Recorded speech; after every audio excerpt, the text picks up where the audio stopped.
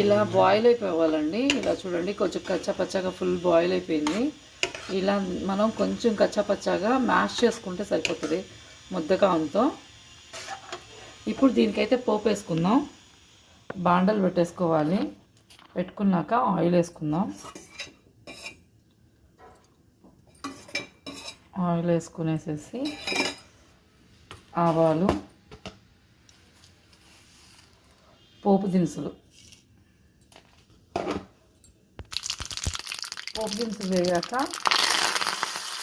వెల్లుల్లిపాయలు, ఎండుమిర్చి అండ్ కరివేపాకు వేసుకునేసేసి ఈ పోపుని ఫ్రై చేసేసుకోవాలి. పోపు వేసిన తర్వాత మనము ఆ వంకాయ బజ్జీలో యాడ్ చేసుకోవాలి.